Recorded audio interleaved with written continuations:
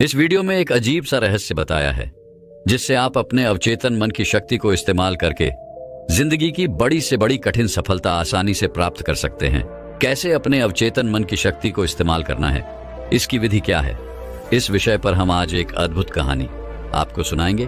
तो चलिए कहानी की शुरुआत करते हैं। दोस्तों, हमारा जो चेतन मन होता है उससे करीब 9 गुना अधिक ताकतवर हमारा अचेतन मन होता है। अगर 1 गुना ताकत हमारे चेतन मन के पास है तो इसका अर्थ यह हुआ कि उससे 9 गुना अधिक ताकत हमारे अवचेतन मन के पास है, क्योंकि अवचेतन मन ही हमारे पूरे शरीर को नियंत्रित करता है। चेतन मन हमारे दिमाग का एक हिस्सा है जो हमारे विचारों और भावनाओं से प्रेरित होता है, और हमारा चेतन मन ही तर्क वितर्क करने में हमारी मदद करता है। लेकिन दूसरी तरफ हमारा अवचेतन मन यह तर्क वितर्क नहीं करता, यह उस जानकारी को ग्रहण कर लेता है जो इसे चेतन मन देता है। इसीलिए जैसा हम अपने अवचेतन मन में सोचते हैं वैसे ही हम बनते चले जाते हैं। क्या आपने कभी इन बातों पर विचार किया है कि कोई व्यक्ति दुखी क्यों है और वहीं पर दूसरा व्यक्ति इतना सुखी क्यों है? एक व्यक्ति सुख और समृद्धि से भरा हुआ है, वहीं पर दूसरा व्यक्ति इतना गरीब और दुखी क्यों है? एक व्यक्ति भयभीत और डरा हुआ है, जबकि दूसरा व्यक्ति आस्था और विश्वास से भरा हुआ है। एक व्यक्ति बड़े से महलों में रहता है, वहीं पर दूसरा व्यक्ति गरीब और टूटी फूटी झोपड़ी में रहता है। कोई बहुत सफल है तो कोई असफल। कोई व्यक्ति कुछ ही मेहनत करके सफलता प्राप्त कर लेता है और वहीं पर कोई दूसरा व्यक्ति जीवन भर मेहनत करने के बाद भी असफल ही रह जाता है। तो आखिर इन सब चीजों का कारण क्या है? क्या आपने कभी इन पर विचार करने की कोशिश की है? हमारे जीवन में जो भी अच्छा है वह हमारे अचेतन मन पर निर्भर करता है। अर्थात यदि आप अपने अचेतन मन में यह बात डालेंगे, मेरे साथ जो कुछ भी होगा वह अच्छा होगा, मेरे साथ जो कुछ भी हो रहा है वह अच्छा हो रहा है, और मैं एक दिन कामयाब जरूर बनूंगा, तो आप अवश्य ही अपने जीवन में कामयाब बन जाएंगे। वहीं पर यदि आप अपने अवचेतन मन में बुरी बुरी बातें डालेंगे, अर्थात नकारात्मक बातें कहेंगे, तो आपके जीवन में केवल नकारात्मकता ही भर जाएगी और आपके साथ कुछ भी अच्छा नहीं होगा। आप जहां जाएंगे वहां पर आपके हाथ केवल असफलता ही लगेगी। आप हमेशा निराश और परेशान ही रहेंगे, लेकिन उनका हल आपको कभी नहीं मिल पाएगा। इसलिए यदि आप भी अपने मन को अच्छी तरह से जानना चाहते हैं, वो सेवा काम करवाना चाहते हैं जो आप चाहते हैं, उसे अपने नियंत्रण में रखना चाहते हैं, तो इस वीडियो को अंत तक जरूर देखिएगा, क्योंकि इस वीडियो में आपको ऐसी महत्वपूर्ण जानकारियां मिलेगी जिसकी मदद से आप अपना जीवन अच्छे से जी सकते हैं। आप जो चाहें उसे हासिल कर सकते हैं।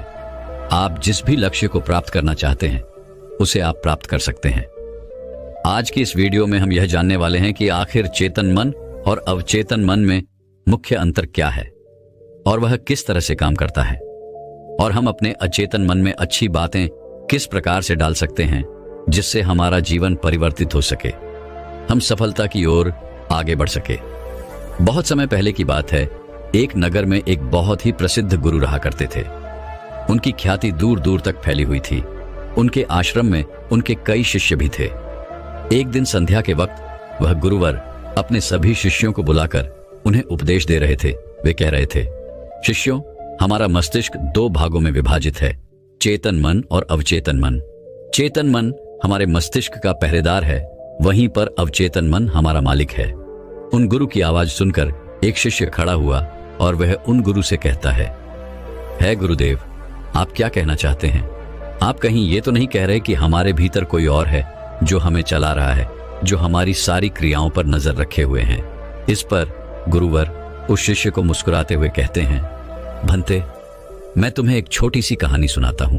इस कहानी में तुम्हें तुम्हारे सवालों का जवाब मिल जाएगा। इस कहानी को ध्यानपूर्वक सुनना और इसे समझने का प्रयास करना। आगे गुरुवर कहानी बताते हुए कहते हैं, बहुत समय पहले की बात है। एक नगर में एक बहुत ही धनी सेठ रहा करता था और उसकी एक बड़ी सी हवेली भी थी। उसकी हवेली के द्वार पर हमेशा एक पहरेदार तैनात रहता था, और हवेली में जब भी कोई उपद्रव होता, कोई शोर शराबा होता या लड़ाई झगड़े होते, तो उसकी आवाज चारों ओर गूंजने लगती, और उस आवाज को सुनकर आसपास के पड़ोसी भी उस महल के पास आते और उस पहरेदार को खूब समझाने की कोशिश करते और कहते, देखो, तुम्हारी हवेली से बहुत सारी आवाजें आती हैं, लड़ाई झगड़े होते रहते हैं, जिससे हमारे घर की शांति भंग हो जाती है। कृपया करके लड़ाई झगड़े को बंद करो। आखिर इस शोर शराबे में क्या रखा हुआ है? इस तरह से लड़ाई झगड़े करके तुम अपना जीवन कैसे शांति से बिता सकते हो? इस पर वह पहरेदार जवाब देते हुए कहता है, देखो भाई, मैं जानता हूं कि लड़ाई झगड़े करना बुरी बात है, शोर शराबा करना बुरी बात है, लेकिन मैं क्या करूं? मैं भी इससे बहुत परेशान हूं। जो भी लड़ाइयां होती हैं वह हवेली में होती है, इससे मेरी भी शांति भंग होती है। लेकिन आप मुझे क्यों समझा रहे हैं? इसका कारण मैं तो नहीं, इसका कारण तो मेरा मालिक है। आप उसे जाकर समझाइए। यह बात सुनकर पड़ोसी भी यह बात समझ जाता कि बात तो सही है। आखिर इसमें इस पहरेदार की क्या गलती है? यह तो केवल अपना काम कर रहा है। गलती तो मालिक ही है।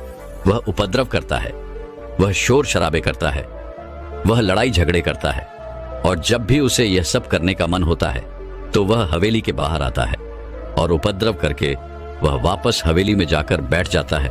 और जिन लोगों को भी उस हवेली के मालिक से तकलीफ होती, जिनकी भी शांति भंग होती, वे सभी आकर उस पहरेदार को ही समझाने का प्रयास करते। वह उसे खूब समझाते, लेकिन क्या इससे यह समस्या सुलझेगी? इस प्रश्न के साथ गुरुवर अपने शिष्य से कहते हैं, तुम ही बताओ इसका क्या समाधान है?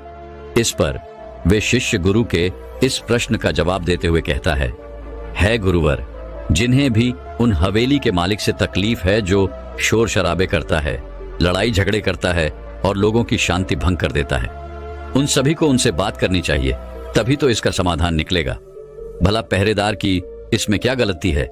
वह तो केवल अपना काम कर रहा है और वह उससे ज्यादा कर भी क्या सकता है? उसके हाथों में तो और कुछ भी नहीं। इस पर वह गुरुवर मुस्कुराते हुए अपने उस शिष्य से कहते हैं, भंते, ठीक इसी तरह से हमारा मन भी होता है। हमारा चेतन मन मनुष्य का पहरेदार होता है और पहरेदार को यह अच्छी तरह से पता है कि क्रोध करना बुरी बात है, बुरे शब्दों का इस्तेमाल करना बुरी बात है, अश्लील ख्यालों में खोए रहना बुरी बात है। अर्थात हमारे चेतन मन को यह बात बहुत अच्छी तरह से पता है कि गुस्सा करना, आलस करना, काम वासना जैसे विचार गलत है। ये सभी विकार हमारे भीतर नकारात्मक विचार उत्पन्न करते हैं, जिससे हमारा विनाश होता है। लेकिन वह कर भी क्या सकता है? वह चीज उसके हाथों में है ही नहीं, क्योंकि वह चीज वह कर ही नहीं रहा। ये तो वह अंदर बैठा मालिक कर रहा है, अर्थात हमारा अवचेतन मन, जो हमसे कोई भी कार्य बहुत ही आसानी से करवा लेता है। और ये सभी बातें हम में से हर सभी अच्छी तरह से जानते हैं और हमें ऐसा लगता भी है कि हम अच्छी तरह से समझ चुके हैं, जैसे कि वह पहरेदार समझता है।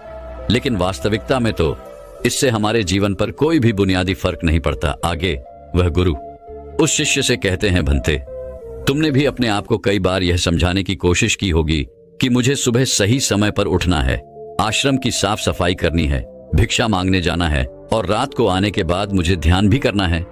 लेकिन क्या इससे कोई फर्क पड़ा? इसका जवाब देते हुए वे शिष्य कहता है, नहीं, बिल्कुल नहीं।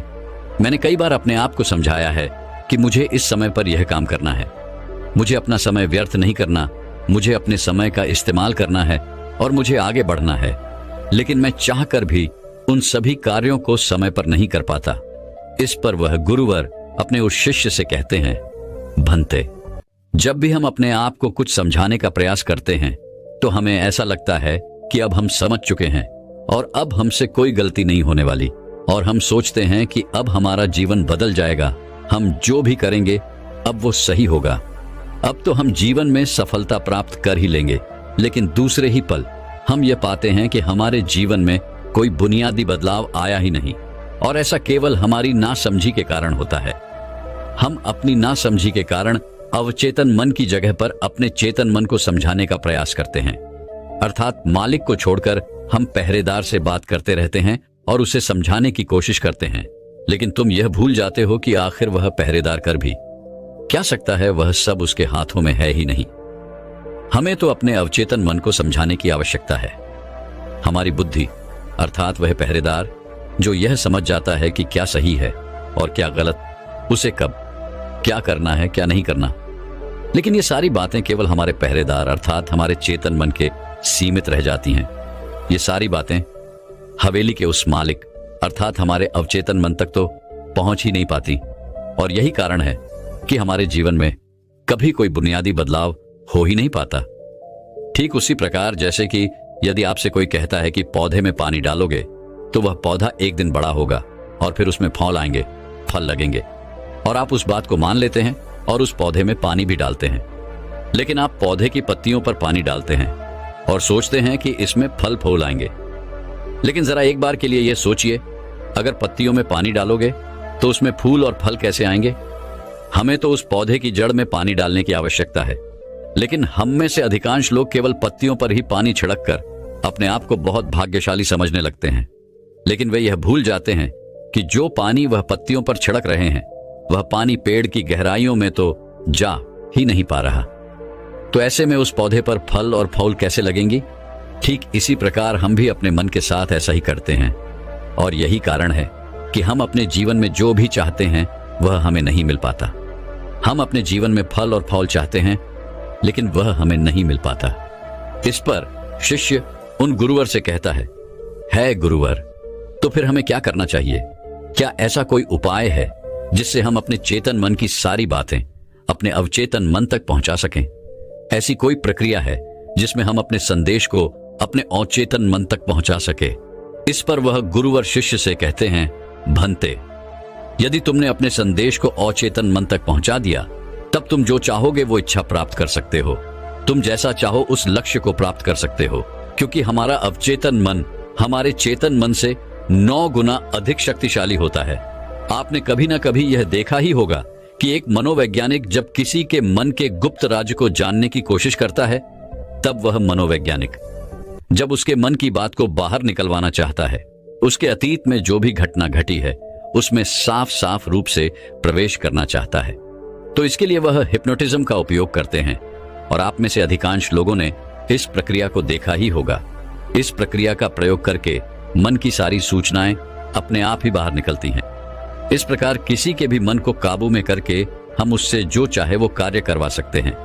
हाँ, अब आपके मन में यह भी प्रश्न उठ रहा होगा कि शायद वो सभी हमारे अवचेतन मन की चाल को समझते हैं, वह इसे अच्छी तरह से जानते हैं कि उसे किस तरह से अपने काबू में किया जाता है। तो इसका जवाब बड़ा ही सीधा और सरल है, और इसका जवाब है हाँ, क्योंकि उन्होंने इसके ऊपर कई बार प्रयोग किया होता है और वह इसमें इतने निपुण हो जाते हैं कि वह किसी भी दूसरे मन पर अपना काबू कर सकते हैं। और अगर आप भी अपने अवचेतन मन की बात को समझते हैं, अपने मन की चाल को समझते हैं, तो आप भी अपने ही नहीं बल्कि किसी दूसरे के मन को भी वश में कर सकते हैं। आगे गुरुवर अपने उस शिष्य से कहते हैं, भंते, अपने अचेतन मन तक संदेश पहुंचाने के लिए आपको अपने चेतन मन को शांत करना होगा, उसे सुलाना होगा। और ऐसा इसलिए क्योंकि हमारा चेतन मन तर्क वितर्क करने में माहिर है। वो एक पहरेदार है, वो हमारी रक्षा के लिए हमेशा तैनात रहता है। इसलिए जब भी तुम अपना कोई संदेश उस चेतन मन तक पहुंचाने की कोशिश करोगे, तो वह तुमसे तर्क वितर्क जरूर करेगा और हमें अपनी बात अपने मालिक तक पहुंचाने की हमें इजाजत तक नहीं देगा। जब तक कि हम अपनी बात अपने चेतन मन को अच्छी तरह से समझा नहीं देते या उसे शांत नहीं कर देते, तब तक वह हमें उस हवेली में घुसने नहीं देगा, क्योंकि हमारी सामान्य बुद्धि अर्थात हमारा चेतन मन तर्क वितर्क करने में माहिर होता है। और यही कारण है कि हम में से अधिकांश लोग अपने अचेतन मन तक एक साफ और स्पष्ट संदेश पहुंचा ही नहीं पाते, और इसी कारण हम अपने अचेतन मन को भी अच्छी तरह से समझ नहीं पाते। और हमारा अचेतन मन तर्क वितर्क नहीं करता, उसे तो केवल साफ और स्पष्ट संदेश चाहिए जिस पर वह कार्य कर सके। और उस तक हम साफ और स्पष्ट संदेश तभी पहुंचा सकते हैं जब हमारा मन पूरी तरह से शांत रहेगा, जब हमारे मन में और कोई विचार नहीं होंगे। और यही कारण है कि जब एक मनोवैज्ञानिक किसी के मन पर प्रयोग करता है, उसके मन को काबू करने की कोशिश करता है, उससे मनचाही बात निकलवाने की कोशिश करता है, तो सबसे पहले वह उसके चेतन मन को ही सुनाता है। आपने कहीं ना कहीं ये तो देखा ही होगा कि उनके सामने एक पेंडुलम जैसी चीज उनकी आंखों के सामने रख दी जाती है और उसे घुमाया जाता है, जिसे लगातार देखने के बाद वो व्यक्ति पूरी तरह से निद्रा में चला जाता है। और इस कारण उसका चेतन मन पूरी तरह से शांत हो जाता है। और जब उसका पहरेदार पूरी तरह से सो जाता है और उसके पास तर्क वितर्क करने के लिए कोई नहीं बचता, तब वह वैज्ञानिक आसानी से उस हवेली में जाता है और उस मालिक से जी भर के बातें करता है। जो बातें वह चाहता है वह बातें वह उससे निकलवा देता है। तिब्बत के एक महान दार्शनिक ने कहा था कि अगर बात समझ में आ जाए तो आपका जीवन परिवर्तित हो जाता है। लेकिन उन्होंने वह बात उस समय के लोगों के लिए कही थी, क्योंकि उस समय तिब्बत और बाकी दुनिया के लोग बहुत सरल हुआ करते थे। उनका मन बहुत साफ हुआ करता था और उनको जो भी बातें बताई जाती थी वह उन बातों को बड़ी शांतिपूर्वक सुनते और समझते थे। उस समय कोई भी तर्क वितर्क नहीं करता था, और जब कोई व्यक्ति तर्क वितर्क करने में माहिर होता था तो वह उसे तर्क वितर्क करने देते और शांति से केवल उसकी बातें सुनते। जब तक कि व्यक्ति तर्क अभितर्क वितर्क करके थक न जाए तो वह गुरु के पास वापस आता है और उनसे कहता है गुरुवर, मैं अब तर्क वितर्क करके थक चुका हूं, लेकिन उससे मुझे कुछ भी हासिल नहीं हुआ। कृपया करके अपना कोई मार्ग बताइए। आप मुझे अपने तरीके से समझाए, अब मैं उसमें कोई भी अवरोध उत्पन्न नहीं करूंगा। ठीक इसी प्रकार से हमारी बुद्धि भी काम करती है। जब हमारा मस्तिष्क तर्क वितर्क करके थक जाता है तब उसे इस बात का एहसास होता है कि तर्क वितर्क करके उसे कुछ भी हासिल नहीं होने वाला, और उस समय तक उसे कुछ भी समझ में नहीं आएगा। दोस्तों, महात्मा बुद्ध अपनी बातों को 3 बार दोहराया करते थे, और यदि कोई बात आपसे 3 बार कही जाए तो क्या आप उस बात को सुन पाएंगे? मान लीजिए आप किसी चिकित्सक के पास जाते हैं और वह चिकित्सक आपसे 1 बार कहता है कि आप ठीक हैं, आपको कुछ नहीं हुआ, तो ये बात आप सुन लेते हैं और आपको यह बात समझ में आ जाती है कि मैं ठीक हूं और मुझे कुछ भी नहीं हुआ। लेकिन अगर वही चिकित्सक आपसे बार बार वही बात कहे, बार बार वह वही बात दोहराए, तो क्या आपको क्रोध नहीं आएगा? आप यही कहेंगे कि हाँ, मुझे वह बात समझ में आ चुकी है, आप बार बार एक ही बात क्यों दोहरा रहे हैं? मैं समझ चुका हूं कि मैं बीमार नहीं हूं और मुझे कुछ नहीं हुआ, तो इसको बार बार दोहराने से क्या फायदा? लेकिन वास्तविकता तो यह है कि जब हम किसी बात को बार बार दोहराते हैं तो उससे हमारा चेतन मन ऊब जाता है, और बार बार उस बात को सुनने से हमारा चेतन मन उस बात पर ध्यान नहीं देता। और यही वह वक्त होता है जब हमारी बात हमारे अवचेतन मन तक पहुंचती है। और जब आपकी बात आपके अवचेतन मन तक पहुंच जाए तो यकीन मानिए कि तब कुछ भी संभव है। फिर चाहे आप कोई अपने जीवन में बड़ा लक्ष्य प्राप्त करना चाहते हो या फिर अपना स्वास्थ्य सुधारना चाहते हो, सब कुछ संभव हो जाएगा।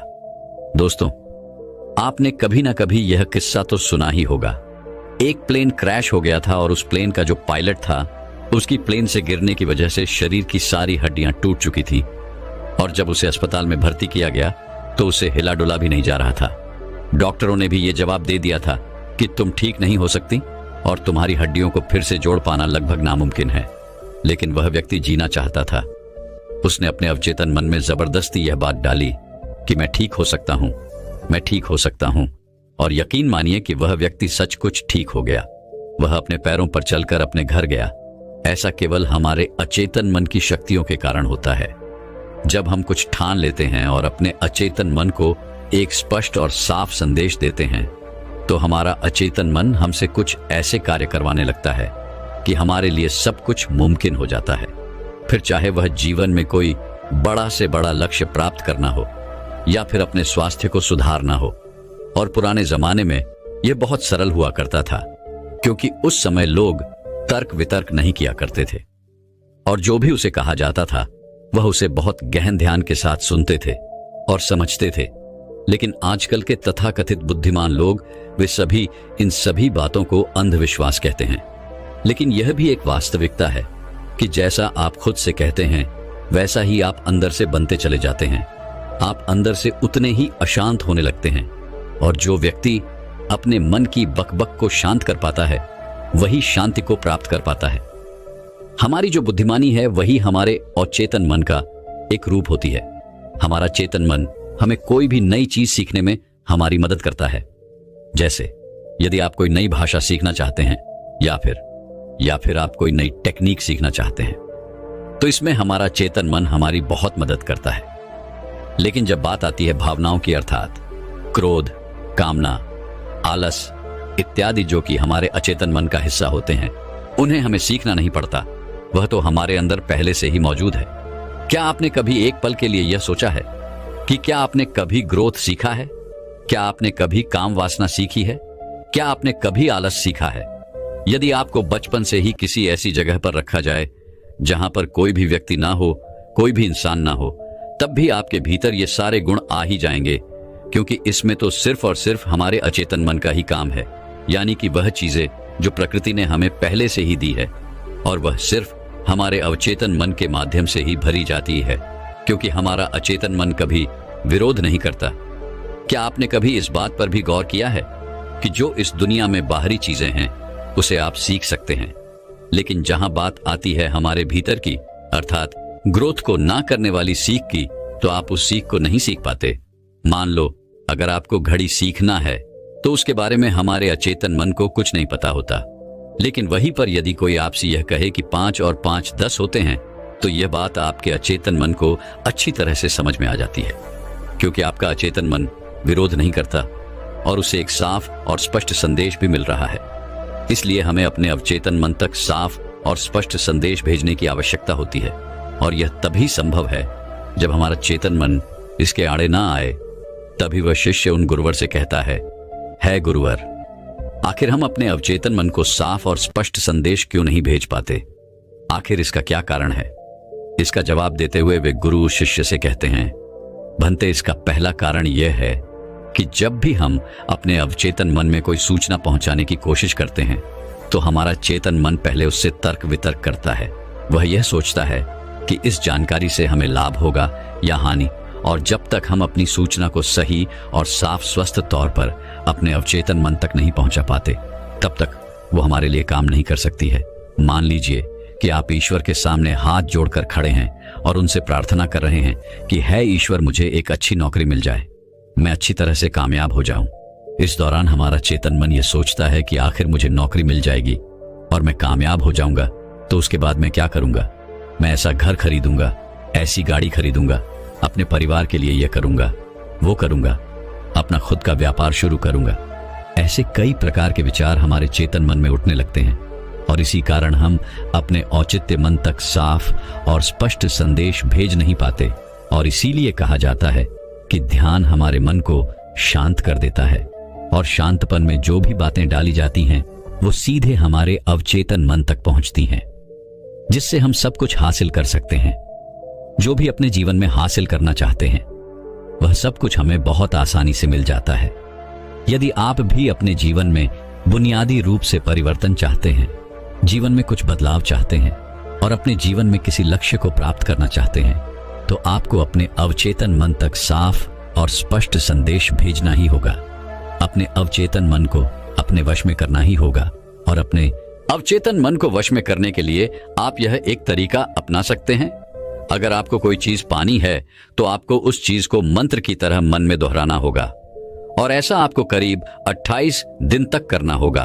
और यदि इस दौरान आपसे कोई यह कहे कि इससे कोई फर्क नहीं पड़ने वाला, यह सब बेकार की बातें हैं, तो उनकी बातों पर यकीन मत कीजिएगा, क्योंकि यदि आप कोई बात मंत्र की तरह दोहराते हैं तो वह मंत्र अर्थात वो बातें हमारे अवचेतन मन तक पहुंच जाती हैं। और एक बार यदि आपकी बात आपके अवचेतन मन तक पहुंच गई तो हम दुनिया की कोई भी चीज पा सकते हैं। हम किसी भी बड़े से बड़े लक्ष्य को हासिल कर सकते हैं, और उसके लिए आपको बस इतना ही करना है। जब भी आप रात को सोने जाएं तो बिस्तर पर लेटने के बाद नींद आने से ठीक पहले आपको करीब 10 से 15 बार अपने मन में उस मंत्र को दोहराना है जो भी आप चाहते हैं, और ऐसा करते हुए आपको नींद में चले जाना है, क्योंकि हमारा अचेतन मन कभी नहीं सोता। वो 24 घंटे 365 दिन आपके लिए लगातार काम करता रहता है, जबकि रात को सोते समय हमारा चेतन मन पूरी तरह से शांत होता है और वह सो जाता है। और यही वह समय है जब हमारा अवचेतन मन पूरी तरह से जागृत होता है। यह सबसे ज्यादा शक्तिशाली होता है। रात को सोते वक्त जो भी बातें आप अपने मन में डालते हैं, आप वैसे ही बनते चले जाते हैं। कभी आपने इस बात पर गौर किया है कि जब भी आप रात को सोते वक्त कोई नकारात्मक बात या नकारात्मक जानकारी लेते हैं तो सुबह उठते ही आपको नकारात्मक विचार आते हैं, और वहीं पर यदि आप रात को सोते वक्त सकारात्मक जानकारी या सकारात्मक बातें करते हैं तो अगले दिन सुबह आप बहुत ज्यादा ताकतवर महसूस करते हैं। आपका दिन पहले से ज्यादा अच्छा लगने लगता है, आप अच्छा महसूस कर पाते हैं। इसलिए रात को सोते वक्त कभी भी अपने आप से नकारात्मक बातें ना करें। हो सके तो हमेशा अपने आप से सकारात्मक बातें करें, या फिर आप चाहें तो इस प्रयोग को भी अपना सकते हैं और अपने जीवन में जो कुछ भी चाहे आप उसे पा सकते हैं, क्योंकि एक बार यदि आपका लक्ष्य आपके अवचेतन मन तक पहुंच गया तो उसे पाना बहुत आसान हो जाएगा, फिर वह चाहे कितना भी बड़ा क्यों ना हो। वह चाहे कितना भी कठिन क्यों ना हो, आप उसे हासिल कर ही लेंगे, आप उसमें कामयाबी पा ही लेंगे। इतना कहकर वह गुरुवर शांत हो गए और वह शिष्य भी यह समझ चुका था कि आखिर हमारे चेतन मन और अवचेतन मन में क्या अंतर होता है और किस प्रकार हम अपने लक्ष्य को प्राप्त कर सकते हैं। तो दर्शकों, चलिए अब सफलता पाने के ऊपर अगली रोचक कहानी की शुरुआत करते हैं। दोस्तों, जब हम यह सोचते हैं कि जो हुआ वह अच्छा नहीं हुआ, ऐसा नहीं होना चाहिए था, यदि मैं कोई तरकीब या कोई उपाय अपना लेता तो ऐसा नहीं होता, यदि मैंने किसी से सलाह ही ले ली होती या फिर खुद की सूझबूझ का इस्तेमाल किया होता तो आज मुझे यह परेशानियां नहीं उठानी पड़ती, मैं आज इस तरह से तकलीफों में नहीं रहता। इस प्रकार हम खुद को कोसने लगते हैं, खुद को दुखी करने लगते हैं। मैं आपको बता दूं कि इस तरह का पश्चाताप करने से आपको कोई लाभ नहीं होने वाला। आप चाहे कितने भी हाथ पैर मार लें, चाहे आप लाखों कोशिशें कर लें, लेकिन आप अपने अतीत को बदल नहीं सकते, क्योंकि इस तरह के विचार केवल चिंता पैदा करते हैं। लेकिन यही चिंता अर्थात यही पश्चाताप हमारे लिए बहुत लाभदायक भी साबित हो सकता है। अब आप में से कई लोग यह सोच रहे होंगे कि भला जो बीत गया, यदि हम उस पर सोच विचार कर रहे हैं तो यह हमारे लिए कैसे लाभदायक हो सकता है। हम तो पहले ही मुसीबत में हैं, हम तो पहले से ही तकलीफ में हैं, तो ऐसे में यह हमारे लिए कैसे फायदेमंद हो सकता है। दोस्तों, अगर आप उन गलतियों से सीख लेकर खुद को बदलने का प्रयास करें तो आप अपना आने वाला भविष्य खुद ही बदल सकते हैं, उसे संभाल सकते हैं। अगर अतीत की गलतियों से सीख लेकर खुद को बदलने का प्रयास किया जाए तो सही मायने में वही पश्चाताप कम होता है। आज की जो बौद्ध कहानी मैं आपको सुनाने जा रहा हूं, इस कहानी के माध्यम से मैं आपको कुछ ऐसे तरीके बताने वाला हूं जिन तरीकों को अपनाकर आप अपने जीवन में इस प्रकार के पश्चाताप से बच सकते हैं। आप अपनी अतीत की गलतियों को भुलाकर आप अपने आप को वे एक नया इंसान बन सकते हैं। जो लोग खुद पर संदेह करते हैं, जो अपने ही विचारों में उलझे रहते हैं, जिन्हें उनकी अतीत की गलतियां परेशान करती रहती हैं, उनके लिए यह एक वरदान साबित हो सकता है। एक समय की बात है, एक नगर में एक युवक रहता था जो अपने कर्मों से बहुत परेशान था। उसने 30 साल कड़ी मेहनत की, लेकिन उसके बाद भी उसे अपने कर्मों का फल नहीं मिला, जिस कारण वह अंदर से बहुत निराश हो चुका था। वह अंदर से पूरी तरह से टूट चुका था, जिस कारण उसने संन्यास ग्रहण कर लिया। उसने सोचा कि मैं अपने संसारी जीवन में तो कुछ न कर सका, लेकिन मैं अपने सन्यासी जीवन में अवश्य कुछ न कुछ प्राप्त करके ही रहूंगा। मैं सत्य की खोज किसी भी कीमत पर करके ही रहूंगा।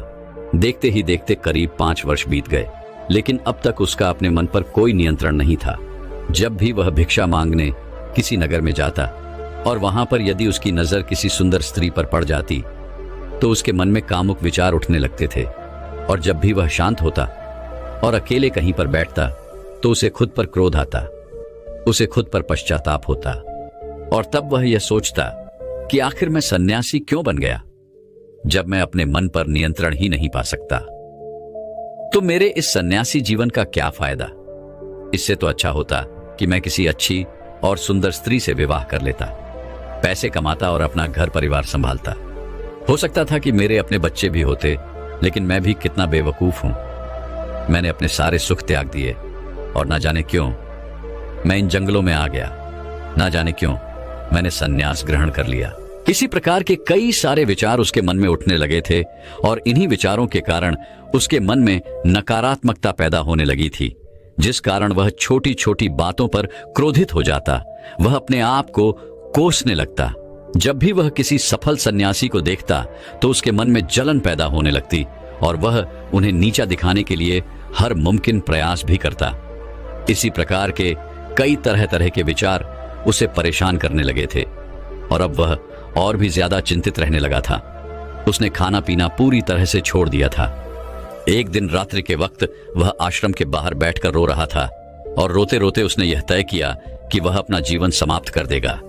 यह सोचकर वह आश्रम से निकल पड़ा और एक पहाड़ की चोटी पर जाकर खड़ा हो गया। रोते रोते वह यह सोच रहा था कि मैं चाहकर भी अब अपनी पुरानी जिंदगी में वापस नहीं लौट सकता, क्योंकि मैंने सबके सामने संन्यास ग्रहण किया है और एक बार संन्यास ग्रहण करने के बाद इंसान का घर परिवार सब कुछ छूट जाता है। ऐसा सोचता हुआ वह उस पहाड़ से नीचे की ओर देख रहा था। उसकी आंखों से आंसू बह रहे थे, लेकिन अब भी उसके मन में तरह तरह के विचार उत्पन्न हो रहे थे। वह अब भी यही सोच रहा था कि यदि मैंने अपने जीवन में सही निर्णय लिए होते तो आज मुझे ये दिन न देखना पड़ता। रोते हुए अपने कदम आगे बढ़ाने ही वाला था कि तभी उसे एक आवाज सुनाई दी। कोई उसे चिल्लाकर यह कह रहा था, भंते रुक जाओ, जहां छोड़कर जा रहे हो वापस वहीं से शुरुआत करनी पड़ेगी, इसलिए एक बार फिर सोच लो। यह आवाज सुनकर वह सन्यासी रुक गया। उसने पीछे मुड़कर यहां वहां देखा, लेकिन उसे वहां पर कोई भी दिखाई नहीं दिया। तभी उसने जोर से चिल्लाकर कहा, कौन हो तू? तभी उसकी नजर एक बूढ़े बौद्ध भिक्षु पर पड़ी और उन्हें देखकर वह सन्यासी और भी क्रोधित हो उठा और कहने लगा, कौन हो तुम और मुझे क्यों रोकना चाहते हो? तभी वह बूढ़ा बौद्ध भिक्षु उस सन्यासी से कहता है, भंते, मैं तो बस इतना ही कह रहा हूं, तुम जहां छोड़कर जा रहे हो तुम्हें वापस वहीं से शुरुआत करनी पड़ेगी, इसलिए निर्णय लेने से पहले एक बार फिर सोच लो, कहीं तुम फिर से गलत निर्णय तो नहीं ले रहे। तभी वह सन्यासी क्रोधित होकर उन बौद्ध भिक्षु से कहता है, आपको क्या लगता है कि मैं बार बार यही गलतियां दोहराऊंगा? मैं मानता हूं कि मैंने अनजाने में गलतियां की है और इसका मतलब यह नहीं कि बार बार मैं यही गलतियां दोहराते रहूंगा। मैंने अपनी गलतियों से बहुत बड़ी सीख ली है, लेकिन अब मैं उन गलतियों को ठीक नहीं कर सकता। अब मैं उन्हें बदल नहीं सकता, इसलिए मैंने बहुत सोच समझकर यह फैसला लिया है। उस सन्यासी की यह बात सुनकर वह बूढ़ा बौद्ध भिक्षु जोर जोर से हंसने लगा और उस सन्यासी से कहता है, भंते, अतीत की गलतियां कोई नहीं सुधार सकता, क्योंकि बीता हुआ समय कभी लौटकर नहीं आने वाला। हाँ, वे लोग मूर्ख होते हैं जो यह कहते हैं कि वे लोग अतीत को बदल सकते हैं। उनसे बड़ा अज्ञानी इस दुनिया में दूसरा और कोई नहीं हो सकता, क्योंकि जब तुम समय को वापस नहीं मोड़ सकते तो तुम अपनी अतीत की गलतियों को भला कैसे बदल सकते हो? लेकिन जो लोग समझदार हैं, जो लोग ज्ञानी हैं, वे लोग यह बात बहुत अच्छी तरह से जानते हैं कि जीवन में गलतियां करना कितना जरूरी होता है। गलतियों के कारण ही तो हम सीख पाते हैं, अपनी गलतियों से समझ पाते हैं और अपने भविष्य को बेहतर बना पाते हैं। आगे वह बूढ़ा बौद्ध भिक्षु उस सन्यासी से कहता है, भंते, जब तक तुम्हें खुद की कमियों का ही पता नहीं होगा तब तक तुम अपने आप को बेहतर कैसे बना सकते हो? और हमारी कमियां तो सिर्फ हमारी गलतियों से ही पता चलती हैं। आगे वह बूढ़ा बहुत भिक्षु उस सन्यासी से कहता है, बहती है, हर माता पिता अपने बच्चों को बड़े ही लाड़ प्यार से पालते हैं। वह उन पर कभी कोई आंच नहीं आने देना चाहते। वह यह नहीं चाहते कि उनका बेटा कभी कोई गलतियां करे और उसे कोई तकलीफ हो, लेकिन वह यह भूल जाते हैं कि जीवन एक युद्ध का मैदान है जहां हम खुद अपनी गलतियों से सीखते हैं और एक योद्धा बनते हैं। और जो यह सोचता है कि वह अपने जीवन में कभी कोई गलती ही नहीं करेगा, तो इसका अर्थ यह हुआ कि वह कभी भी जीवन के इस रण क्षेत्र में हिस्सा ही नहीं लेना चाहता। और जो कोई भी इस युद्ध में हिस्सा नहीं लेता, वह अपने जीवन में कभी कुछ नया नहीं कर पाता, ना ही वह अपने जीवन में कुछ सीख पाता है। वह तो केवल वही करता है जो उसे सिखाया गया है। और जो व्यक्ति इस युद्ध भूमि में हिस्सा लेता है, वह यह अच्छी तरह से जानता है कि उसे कई बार गिरना होगा, कई बार संभलना होगा, लेकिन उसे रुकना नहीं है, बल्कि उसे चलते रहना है, क्योंकि जीवन चलते रहने का नाम है। इस पर वह सन्यासी और भी क्रोधित हो उठता है और बौद्ध भिक्षु से कहता है, आखिर तुम कहना क्या चाहते हो? तुम इस तरह से मेरा समय व्यर्थ कर रहे हो। जो भी कहना है जल्दी कहो, अन्यथा अच्छा नहीं होगा। तभी वह बूढ़ा बौद्ध भिक्षु एक बार फिर मुस्कुराने लगा और उस सन्यासी से कहता है, भंते, आज मैं तुम्हें जीवन के ऐसे 5 तरीके बताने वाला हूं जिनका पालन करके तुम अपने अतीत की गलतियों को अपनी ताकत में बदल सकते हो। आगे वह बौद्ध भिक्षु उस सन्यासी से पूछते हैं, भंते, क्या तुम जानना चाहोगे कि वो 5 तरीके कौन से हैं? यदि तुम जानना चाहते हो तो इसके लिए तुम्हें भी मुझे एक वचन देना होगा। तभी वह सन्यासी कहता है, कैसा वचन? तभी वह बूढ़ा बौद्ध भिक्षु बड़े ही प्रेम से उस सन्यासी से कहता है, बस इतना ही कि तुम अपने मन से आत्महत्या का ख्याल निकाल दोगे। सिर्फ तभी मैं तुम्हें यह 5 बातें बताऊंगा, अन्यथा तुम अपने फैसले पर अटल रह सकते हो। लेकिन याद रखना कि जो गलतियां तुमने पहले दोहराई हैं, हो सकता है कि इस बार भी तुम वही गलती कर रहे हो। इतना कहकर वह बूढ़ा बौद्ध भिक्षु शांत हो गया और वह सन्यासी कुछ देर के लिए सोच विचार में पड़ गया। वह यह नहीं समझ रहा था कि वह क्या करे। यदि वह आत्महत्या करता है तो उसे वह 5 बातें नहीं पता चल पाएंगी, और यदि वह 5 बातें जानने के लिए जाता है तो उसे आत्महत्या का ख्याल मन से निकालना पड़ेगा।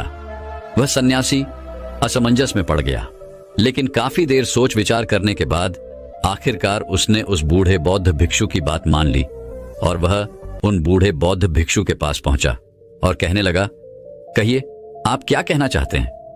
तभी वह बूढ़ा बौद्ध भिक्षु उस सन्यासी से पहली बात बताते हुए कहता है, भंते, सबसे पहले तो तुम यह जान लो कि अतीत में जो भी तुमसे गलतियां हुई है वह किसके कारण हुई, उसके पीछे का क्या कारण था, क्योंकि कोई भी गलती करने के पीछे कुछ मुख्य कारण अवश्य होते हैं। तुम्हें सबसे पहले उन कारणों को पहचानना होगा। वह कारण या तो कोई मजबूरी हो सकते हैं या कोई इंसान हो सकता है जिसके कारण तुमने वो सारी गलतियां की, या फिर हो सकता है कि तुमने वो गलतियां केवल अपने स्वार्थ के लिए की हो। तुम्हें उन कारणों को पहचानना होगा। यदि तुम्हें किसी से धोखा मिला तो क्यों मिला? क्या तुमने कभी इसके ऊपर विचार किया है? क्योंकि शायद तुमने उस पर हद से ज्यादा विश्वास किया होगा। एक बार यदि तुमने उस कारण को पकड़ लिया और उसे जान लिया तो तुम यह समझ पाओगे कि तुमने कहां कमी रह गई, तुमने कहां पर गलती की, और एक बार यदि तुम अपनी गलती को समझ जाओगे तो तुम उसे सुधार भी सकते हो ताकि वैसी गलती भविष्य में तुमसे दोबारा ना घटे। आगे वह बूढ़ा बौद्ध भिक्षु उस सन्यासी से कहता है, गलतियां हमें दुख नहीं देती। दुख हमें तब होता है जब हम अपनी गलतियों को बार बार दोहराते हैं, जब हमें इस बात का एहसास होता है कि शायद हम अपनी गलती को अब सुधार नहीं सकते और शायद हमारे भीतर अब उतना आत्मबल नहीं बचा कि हम उन गलतियों से सीखकर उन्हें सुधार सकें। जब हमें खुद पर संदेह होने लगता है, खुद पर संशय होने लगता है, तब हमें पीड़ा होती है। किंतु एक बार, केवल एक बार यदि तुम यह समझ जाओ कि गलती करके जब हम उससे सीख लेते हैं और उस गलती को सुधारने का हर मुमकिन प्रयास करते हैं तो हमारे भीतर एक विश्वास जाग उठता है और फिर हमें कभी कोई दुख नहीं परेशान करता। इसलिए हमें किसी भी गलती के पीछे का कारण जानना बहुत आवश्यक होता है, और इसके लिए तुम चाहो तो खाली बैठकर चिंतन कर सकते हो। यह इतना मुश्किल भी नहीं है। एक बार अगर उस गलती के पीछे की वजह तुम्हें समझ में आ जाए तब दूसरा तरीका काम आता है। जब हम गलती के पीछे की वजह को जान जाते हैं, उसे समझ जाते हैं, तो उसके बाद हमें खुद से एक सवाल करना चाहिए, और वह सवाल यह है कि गलती करने से पहले हम कैसे इंसान थे, और यह गलती करने के बाद हमारे अंदर क्या परिवर्तन हुआ है। क्या हमने अपनी गलती से कोई सीख ली है या नहीं, और यदि सीख ली तो फिर हमने अपने बारे में क्या जाना। आगे वह बूढ़ा बौद्ध भिक्षु उस सन्यासी से कहता है, भंते, यदि तुम इस प्रकार खुद से सवाल करोगे तो तुम पाओगे कि तुम्हारे जीवन में कुछ नए अनुभव जुड़ गए हैं, और यह अनुभव ही तुम्हें आगे ले जाएंगे, क्योंकि यह जीवन में आगे बढ़ने के लिए तुम्हारी बहुत मदद करेंगे। तुमने देखा होगा कि जब किसी को जीवन में धोखा मिलता है तो अधिकांश लोग केवल यह सोचते हैं कि आखिर इसमें हमारी क्या गलती थी, लेकिन वह इस वास्तविकता को नहीं देख पाते कि आखिर तुम्हें धोखा मिला है तो क्यों मिला। क्योंकि आप एक संवेदनशील इंसान हैं, और जब आप ज्यादा संवेदनशील हो जाते हैं तो ऐसी स्थिति में आपकी संवेदनशीलता ही आपके धोखे का कारण बनती है, और यही आपकी गलती है। और जब आपको अपनी गलती के बारे में पता चल गया तो आपने यह भी सीख लिया कि आपकी गलती थी अधिक संवेदनशीलता। आपने अपने बारे में कुछ नया अनुभव प्राप्त किया। अगर तुम एक बार अपने बारे में निरीक्षण करना शुरू करोगे तो अपने बारे में तुम्हें बहुत सी अद्भुत बातें पता चलेंगी, और तब तुम खुद ही आश्चर्यचकित हो जाओगी, क्योंकि तुम खुद के बारे में और अधिक जानने लगोगे। इसलिए खुद का निरीक्षण करना अति आवश्यक है। आगे वह बूढ़ा बौद्ध भिक्षु उस सन्यासी से तीसरी आदत बताते हुए कहता है, तीसरे तरीके में हम खुद से संकल्प करते हैं। हम यह दृढ़ संकल्प बना लेते हैं कि हम भविष्य में दोबारा यह गलती नहीं दोहराने वाले। हाँ, हमसे कुछ नई गलतियां आवश्यक होंगी, लेकिन ये गलतियां हम जीवन में कभी नहीं दोहराएंगे। आगे वो बूढ़ा बहुत बिच्छू पोष सन्यासी से कहता है, बनते, इस संसार में 3 प्रकार के लोग होते हैं। एक वो जो दूसरों की गलतियों से सीखते हैं, दूसरे वो जो खुद की गलतियों से सीखते हैं, और तीसरे वो जो गलतियां करते ही रहते हैं लेकिन कभी अपनी गलतियों से सीख नहीं पाते। तुमने भिन्न भिन्न प्रकार की नदियों को तो देखा ही होगा। नदियों का अर्थ तभी निकलता है जब वो अलग अलग जगह से होकर गुजरती है। अगर वही नदी एक जगह पर ठहर जाए तो क्या वह नदी कहलाएगी? इसी प्रकार एक इंसान का जीवन भी नई नई गलतियां करने के लिए बना है। इसलिए एक बार जो तुमने गलती कर दी उसके लिए दृढ़ संकल्पित हो जाओ कि तुम जीवन में वो गलतियां कभी नहीं दोहराओगे। हाँ, हो सकता है कि तुमसे कोई नई गलतियां हो, लेकिन यदि तुम बार बार वही गलतियां दोहराते हो तो तुम मूर्ख हो। ऐसी अवस्था में तुम में और किसी जानवर में कोई फर्क नहीं रह जाएगा। आगे वह बौद्ध भिक्षु उस सन्यासी को चौथा तरीका बताते हुए कहते हैं, भंते, कई बार तो हमें पहले से ही अपनी गलतियों के होने का एहसास हो जाता है। गलतियां होने से पहले ही हमें उसका आभास हो जाता है कि हमसे गलतियां होने वाली हैं।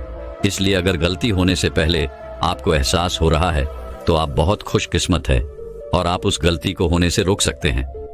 आपने कभी न कभी इन संकेतों को महसूस किया होगा, क्योंकि यह ब्रह्मांड हमें संकेत देता है।